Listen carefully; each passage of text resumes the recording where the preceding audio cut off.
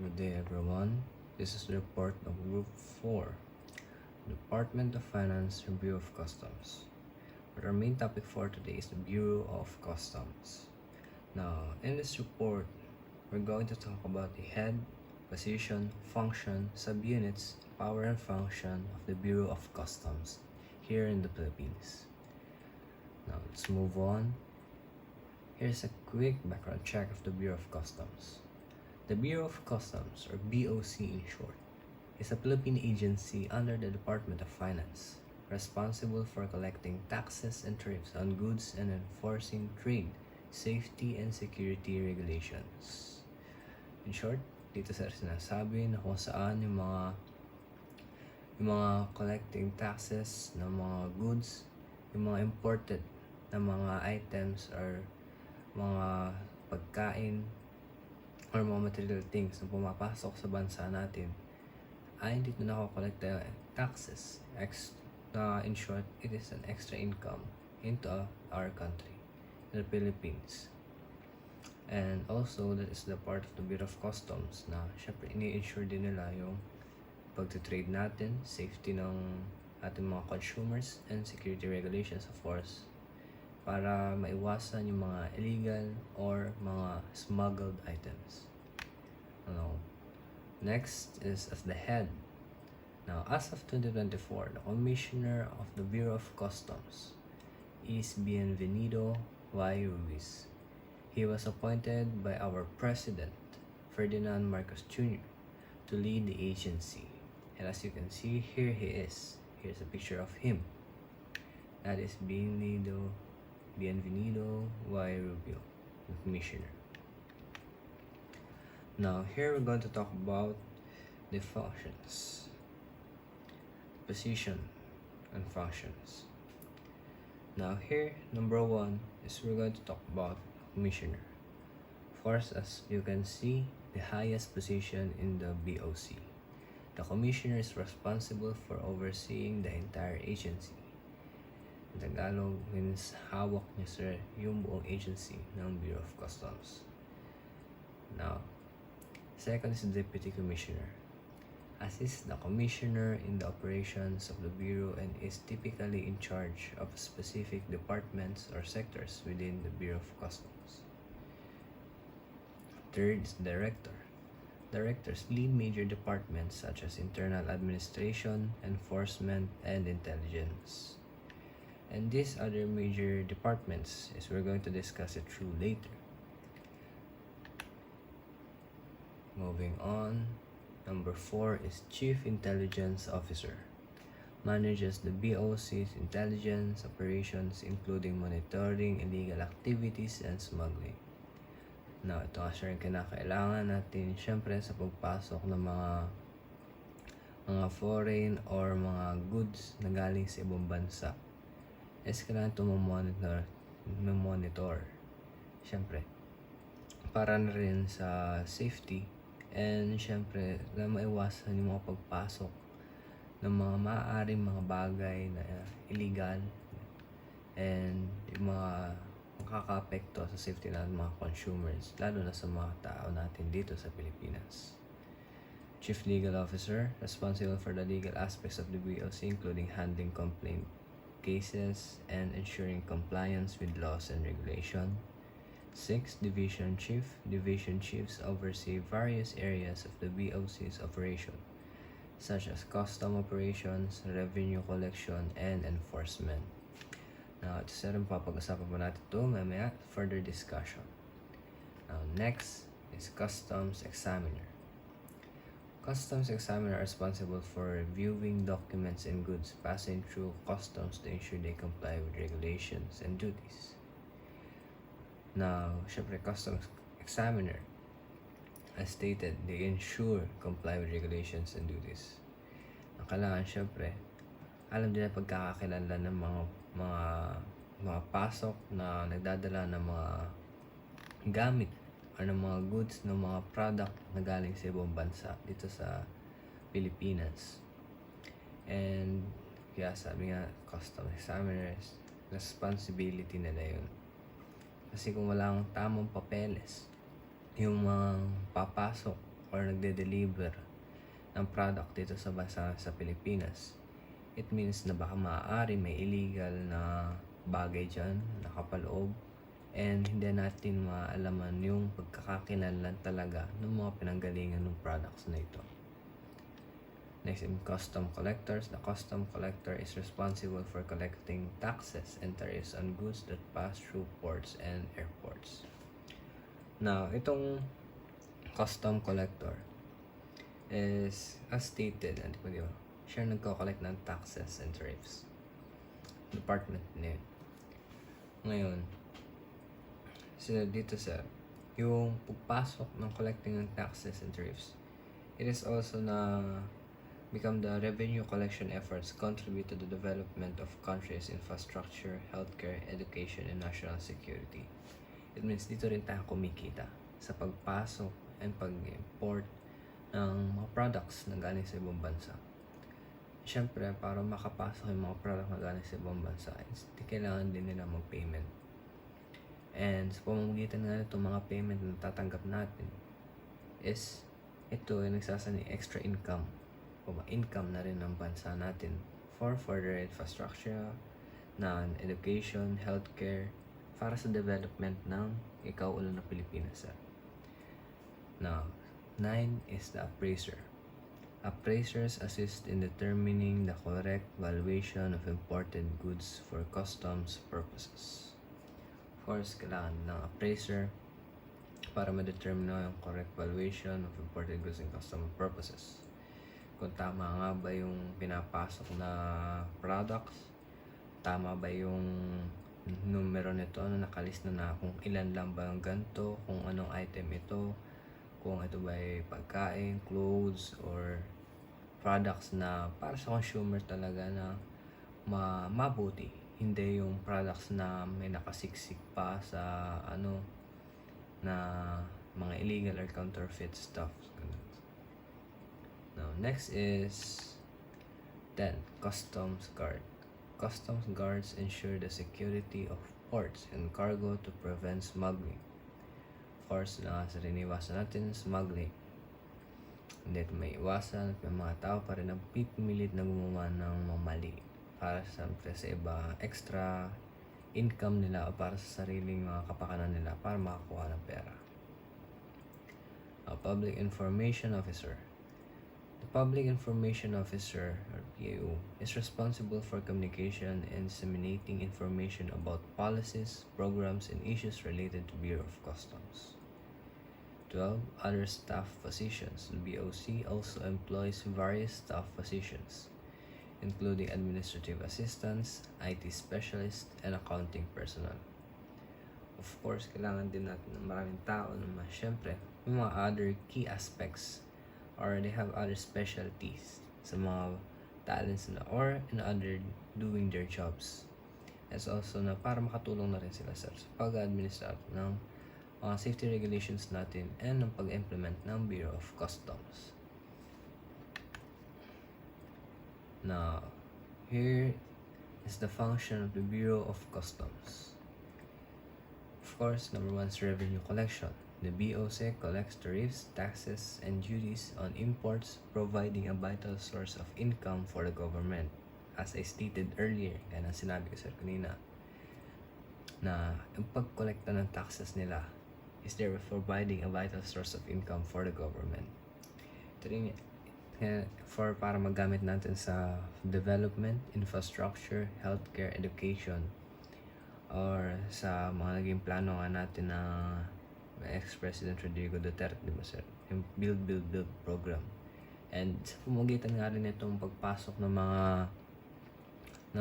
extra taxes and duties on imports, yung mga cargoes, yan sila na pumapasok sa ating bansa, is yan din tayo kumikita. Kaya napaka-isang importante sa atin nung pagkakaroon ng trading system.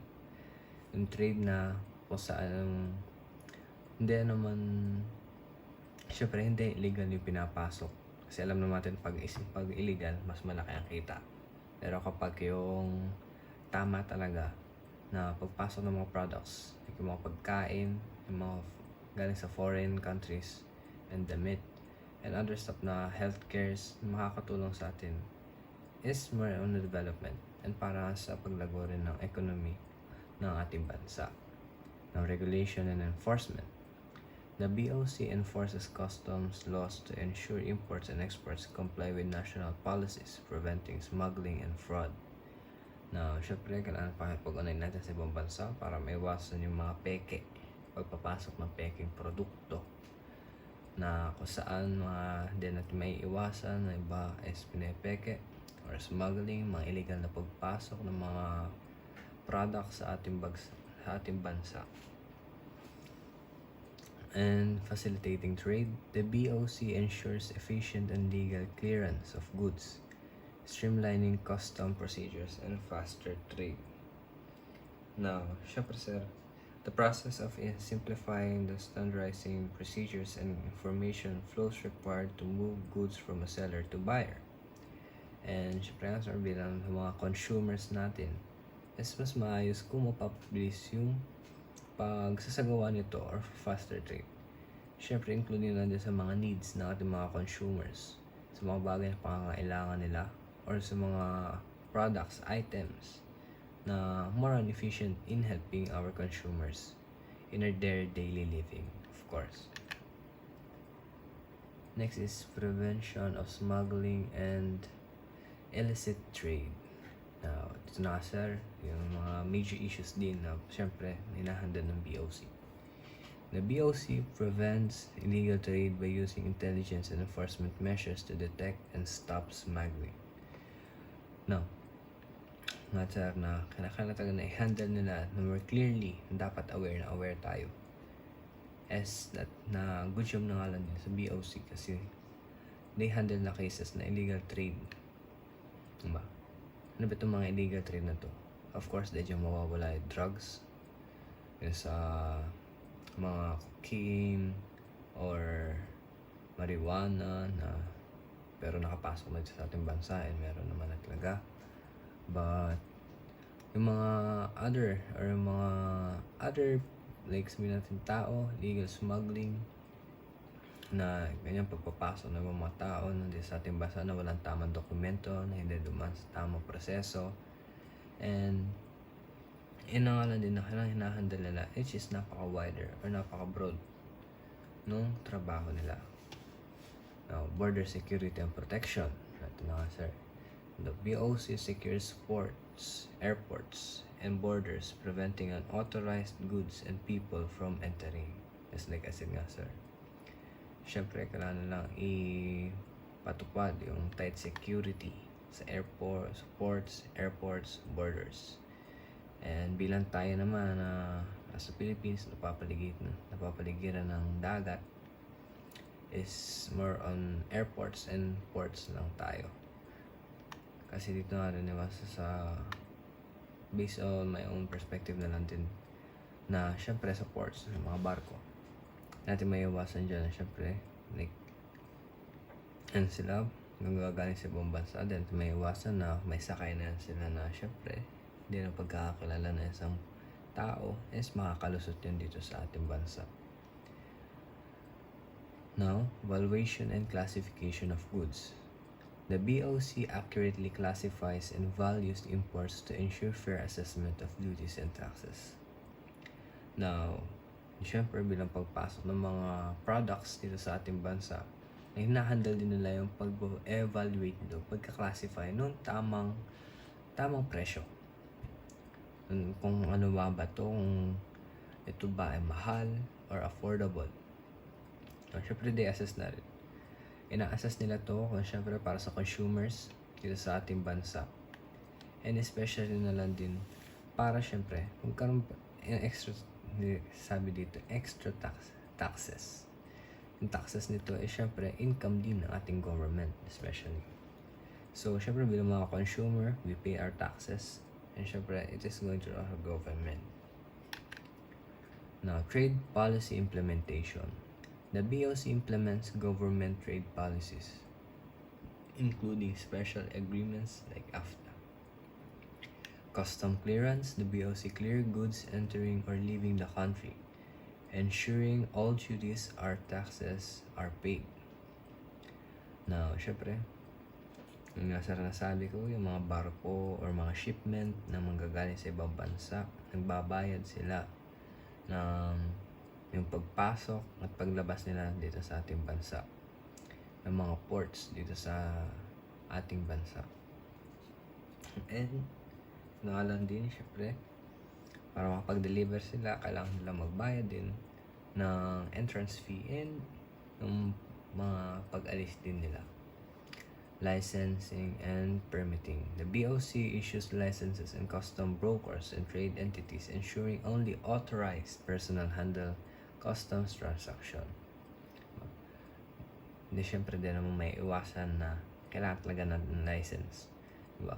Like dahil sa driver's license, pagmamaneho, sa ating doctor, kailangan din ng license to operate, and other license, including na lang din yun sa mga ports, sa mga airports, hindi ba yung mga trade entities, mga brokers.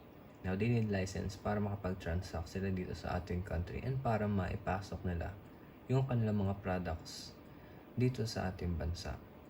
Na sila lang may authority, mabibigyan din ng authority para makapasok. And if gaya na sabi natin, kapag kulang ka sa mga papeles o otoridad or wala kang license to deliver or produce or bring your product here in the Philippines, it will be based on my own perspective, it will be announced or it will be documented as illegal trade or illegal processing or illegal entering of illegal goods or items in our country. Now, consumer protection. The BOC protects consumers by preventing the entry of unsafe, illegal, or counterfeit goods. Now, syempre, it's like ang paulit-ulit na sinasabi kanina, para sa mga consumers natin, as na nagbabayad ng taxes, syempre, is they will ensure na yung seguridad natin sa mga matatanggap natin, bibilihin natin is worth it nga naman ba talaga. Hindi yung kapag binili natin, like example, damit na galing sa ibang bansa, yun sa mga nasa branded shops dito sa ating bansa, is like yung hindi naman na isang laba lang butas kagad, or kaya naman yung nagsabi na sa pagkain naman, yung sobra na sa mga chemicals para lang magtagal yung expiration date, or yung mga bagay na yung kapag binili natin na ilang gamitan pa lang, sira na kagad. Ganyan. Syempre, kailangan natin yung consumer protection. And this is our rights naman, di ba? Sa rights natin na mas paseguridad yung ating kaligtasan sa mga binibili din natin. Now, moving on, post-clearance audit. The BOC conducts audits to ensure compliance with customs regulations and accurate duty payments. And nasabi, accurate duty payments, pagbabayad nila, compliance with customs regulations. Coordination with other agencies. The BOC works together with agencies together like the ADOH, FDA, and NICA to enforce regulations and prevent illegal imports. Now, we're going to discuss now is the subunits of the Bureau of Customs. Now, Customs Illegal Intelligence and Investigation Service, CIIS, gathers intelligence and investigates customs violations including smuggling. And they are the ones who handle yung mga violation ng including illegal smuggling. Ayan sasabi. Customs Enforcement Division or CED handles enforcement operations including the seizure of illegal goods. Now, syempre, ito yung mga contrabands or drugs, they will seize these items or illegal goods para hindi na mapakalat pa or mapagbili pa sa mga ating mga consumer. Syempre, mga drug addict dyan, yung mga supplier pag drugs. Now, syempre, Custom Enforcement Division. Dito, masiseize nila yung items na yun. Office of the Commissioner oversees BOC's operations, policies, and activities. Of course, dito natin tinitingnan kung tama ba pag-ooperation nila, yung policies ba napapatupad nila, and yung activities ba ay nasa tama pa. Kasi meron dyan na yung para lang kumita na extra na pera, pinapalusot sa mga ports, yung mga illegal contrabands, mga binabayaran, yung may mga hawak o yung mga nasa itaas nito. Syempre. Moving on, Import Assessment Service or IAS. Assessment and classifies imported goods for duties and taxes. Next is Import and Export Divisions, IED, processes clearances for imports and exports. Yung kanina, pagpasok and pag-alis ng mga traders and syempre mga shipments dito sa ating bansa.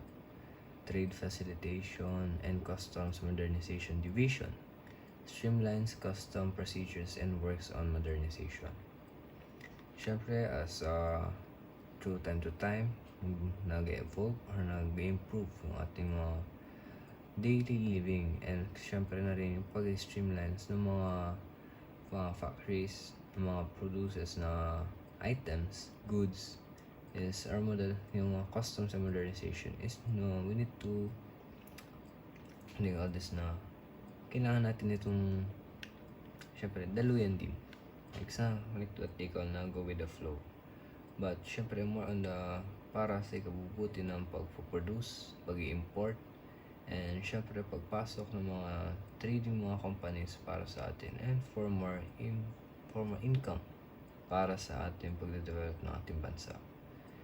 And gaya na sabi ko, as time goes by, syempre mas lalawak pa to, and mas malaki pa magiging mga epekto nito, or yung mga bagay na kung saan mas lalaki pa yung mga pagpasok ng mga items. And dito dito the Bureau of Customs Assurance na kailangan na ensure yung mga policies and yung mga trabaho nila is nagagawa nila. Now, here is the Custom Brokerage and Licensing Division issues license to brokers and trade entities. Of course, syempre sila mabibigyan ng privileges na makapagsagawa ng kanilang pagpapasok ng goods, ng pagbebenta nila ng kanilang items dito sa ating bansa. Kasi kailangan nila ng licensing, and dito nga sila daan sa Brokerage and Licensing Division. Legal Service handles legal issues including disputes of enforcement of customs law.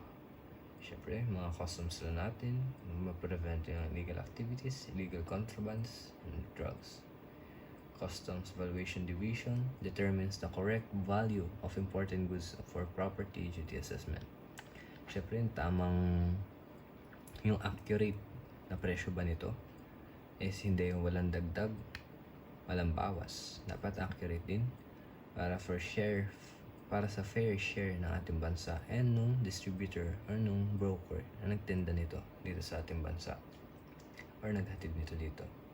Post-clearance audit group conducts audits to ensure compliance with customs regulation.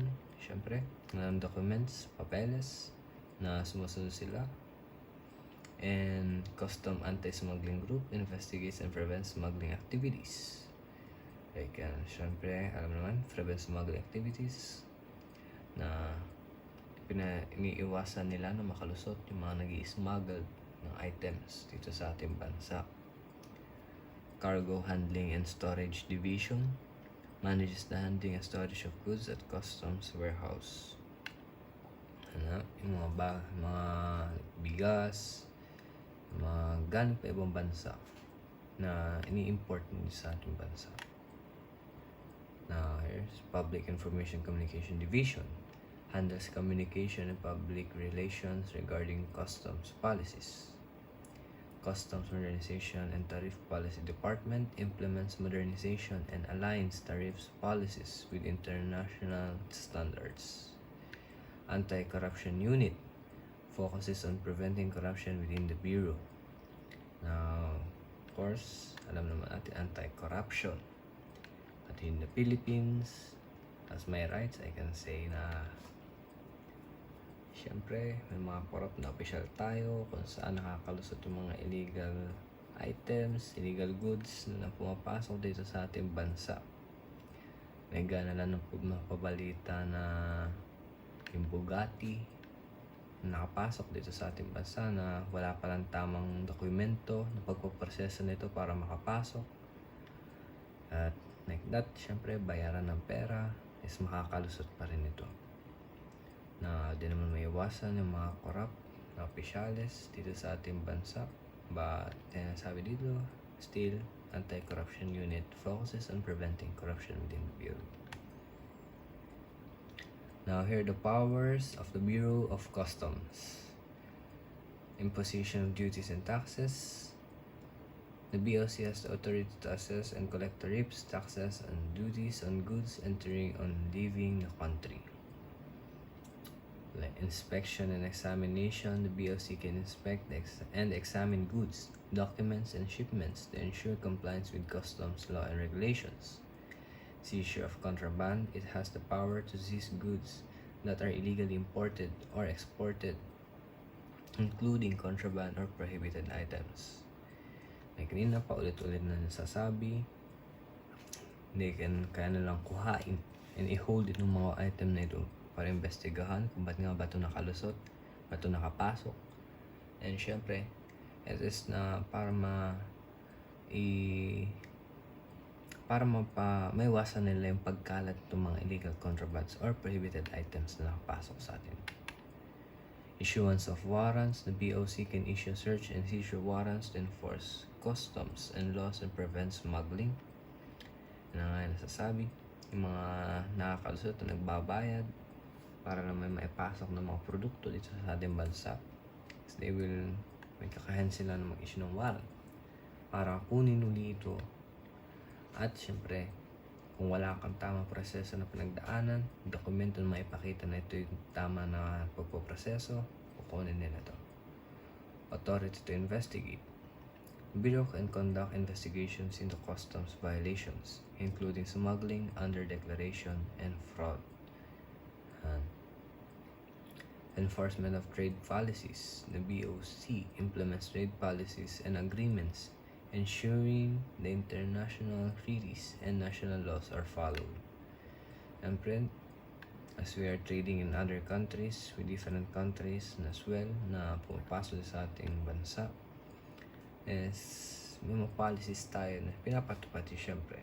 Like fair share ng income, mga pagbabayad, kung paano ba sila makapagpasok, kung ganito ipaparating ng ibang gantong bansa dito sa atin, pagbebenta nila ng mga produkto dito sa ating bansa. Ganun. Customs, clearance, and licensing. Kaya nasabi kanina, BOC is authorized to process the clearance of goods and issue license to customs, brokers, and trade-related entities. Sila mabibigyan ng privilege na kung saan sila lang yung pwede mapasok, authorize sila na magbenta ng kanilang product, magpasok ng kanilang products, and makapag-trade palitan din sa ating bansa. Now, here, yung saan power to impose penalties. It can impose fines, penalties, and sanctions on individuals or organizations that violate customs laws. Siyempre, pag lumabag ka, huli ka. Protection of consumer safety. The BOC has the authority to prevent the entry of unsafe, substandard, or counterfeit goods that may harm customers. Diba? Siyempre, still, the safety of the consumers, kailangan pa rin patupad. And hindi mga unsafe items. Siyempre, bilang mga consumers, we have our rights na we expect na yung bibilihin natin bagay is safe para sa atin at hindi palit yung bagay na bibigay pa sa atin ng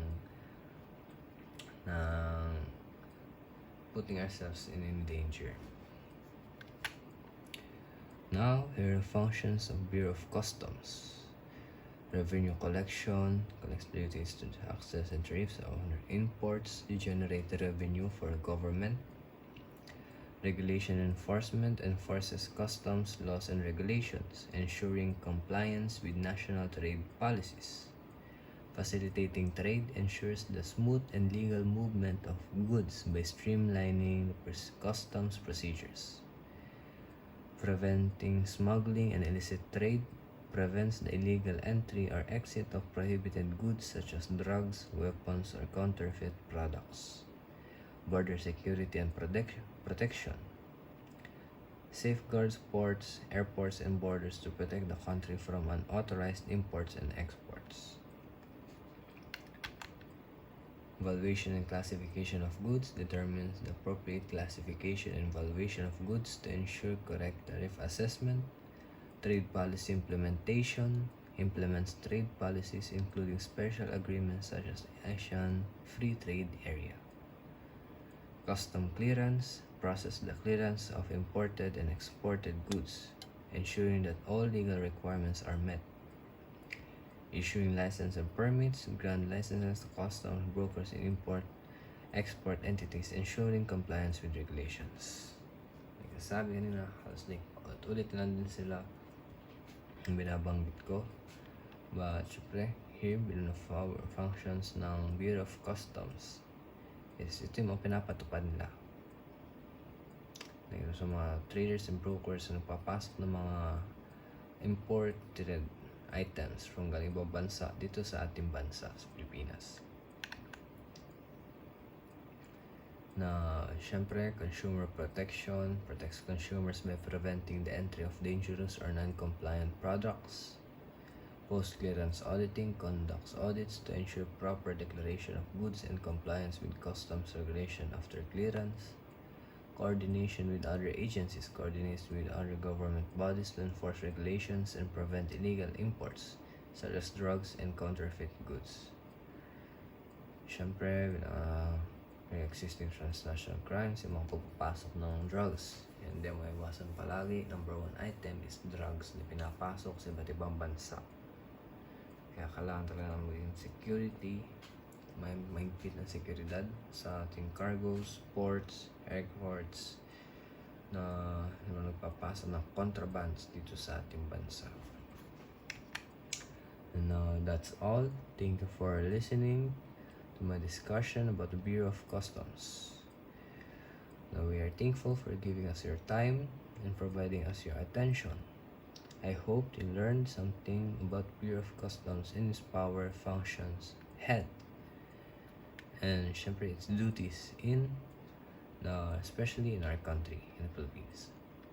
I hope you enjoy and you learned something new today. And thank you and goodbye.